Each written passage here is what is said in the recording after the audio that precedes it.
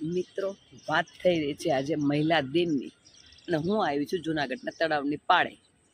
આજે આપણે નજારો જોઈ રહ્યા છીએ તે તળાવની પાળ છે. જૂનાગઢમાં સારું નજરાણું આપેલું છે, પરંતુ વાત થઈ રહી છે કાયદાની, અને આપણે સર્વશ્રેષ્ઠ મહિલા છીએ તેના માટેનો આપણને ગૌરવ હોવો જોઈએ. જૂનાગઢ મહાનગરપાલિકાએ આપણે બધી મહિલાઓ આવેલ છે તેને આ બિલ્લો આપેલો છે કે મને મહિલા હોવાનું ગૌરવ છે. તેમજ હું વાત કરું આપણા મોદી સાહેબની, તો મોદી સાહેબે શું શું આપ્યું છે તેમાં જોઈએ તો આપણે ઘણા બધા કાયદા વિશે ફેરફાર કરેલા છે.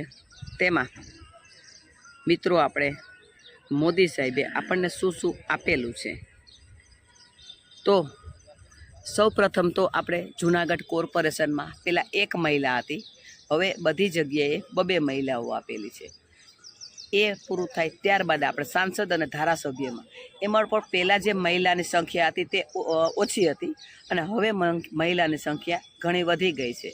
ત્યાર પછી આવીએ તો જોબમાં પણ 33% મહિલાઓ આપવાની વાત થઈ છે. હજી બધી જગ્યાએ 33% આપવામાં આવેલું નથી. તો મારું મોદી સાહેબને એવી પણ અરજ છે કે તમામ જગ્યાએ 33% નહીં, પણ હું તો એમ કહું છું 50% મહિલાઓને બધી જોબમાં લેવી જોઈએ. ત્યાંથી આગળ આવીએ તો પછી આપણે બધી નોકરીમાં, જોબમાં, બધીમાં મહિલાઓને લઈએ છે.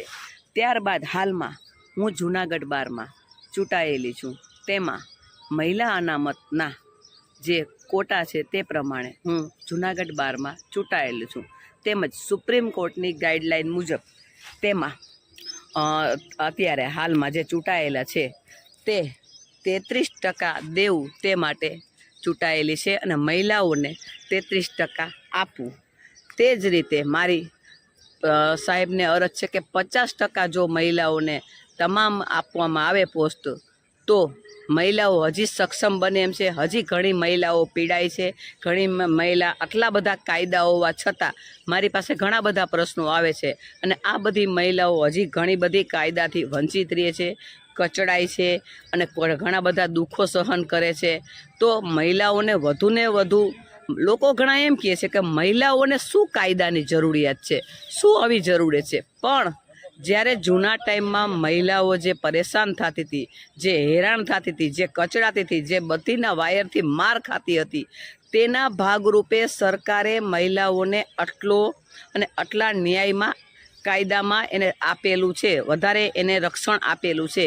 પરંતુ નોકરીમાં અને જોબમાં વધુને વધુ, એટલે મારી અરજ છે કે 50% આપવું જોઈએ. Dharmishtha Joshi, advocate and notary, અને મહિલાઓ હંમેશા બધી સુરક્ષિત રહે અને સક્ષમ બને એવી મારી ઈચ્છા છે. ધર્મિષ્ઠા જોશી, નમસ્કાર.